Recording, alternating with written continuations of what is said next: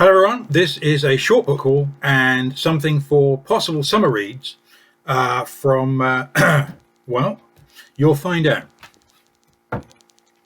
The first book is Lucky Jim by Kingsley Amis, and I have a funny old recent Penguin edition of it, and it might be worth reading out what it says on the back to go with the fact that it was first published in 1954.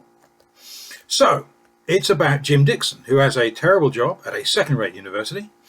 His life is full of things he could happily do without. The tedious and ridiculous Professor Welch, a neurotic and unstable girlfriend, Margaret, burnt sheets, medieval recorder music, and over-enthusiastic students. If he can just deliver a lecture on Merry England, a moderately successful career surely awaits him. But without luck, life is never simple. And it says around here that it is a brilliant and preposterously funny book. And that's from The Guardian. And there's all sorts of artwork there. There we are. Quite know what's going on there. That's a bit more obvious.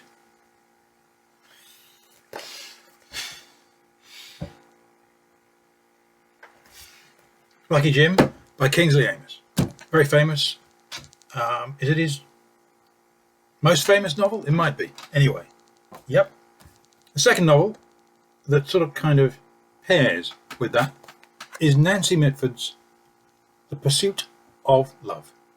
This is a nice kind of colourfully sort of penguin, another penguin thing, and yeah, I'm going to read out just a couple of sentences from the reverse. I'll give you some idea if you're not familiar with it. So, finding Mr. Right is much harder than any of the sisters had thought. Linda must suffer marriage first to a stuffy Tory MP, and then to a handsome and humorless communist, before finding real love in war-torn Paris. The Pursuit of Love is one of the funniest and sharpest novels about love and growing up ever written. The Daily Mail is quoted on the front, just there, which simply says, utter, utter bliss. Famous Nancy Mitford, The Pursuit of Love. So there's that one. Third out of 4 for July, Jane Austen. Is her first novel, Sense and Sensibility. This is a nice Oxford World Classics version with two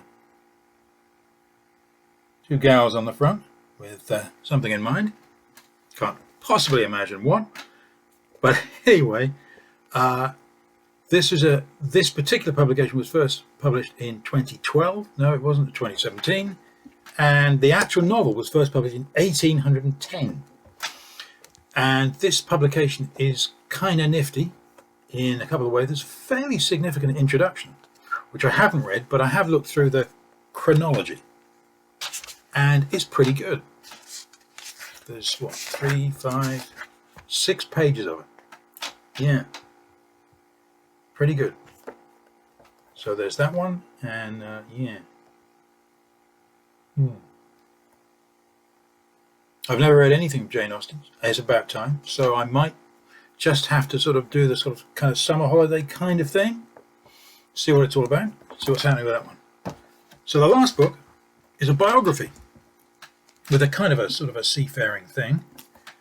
Obviously, Captain Cook, a biography by Vanessa Coleridge, and this is a pretty recent thing from 2002. So it could be a golden age kind of parameters.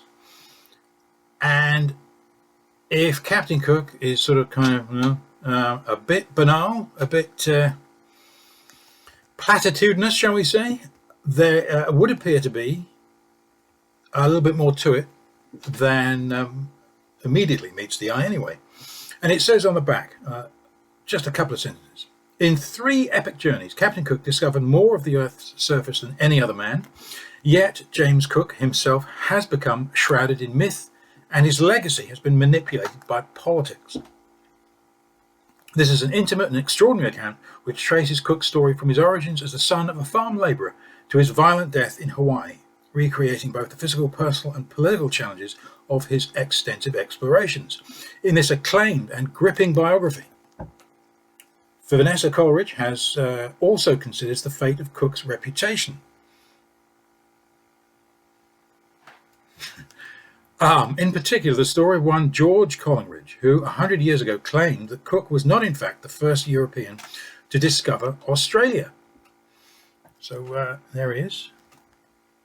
It's a fair whack of it. It's kind of a 400-pager. There are no footnotes, and there is, well, a select bibliography at the end.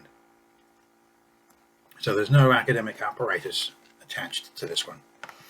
But apparently, and hopefully, extremely engaging and lively and ambitious. So there we are. Captain Cook. Which all seems somewhat summary-ish reading, potentially, to go with these other books. Cracking stuff, hopefully. Some good English humour to be had, methinks. So, happy reading for this summer, and well, bye for now.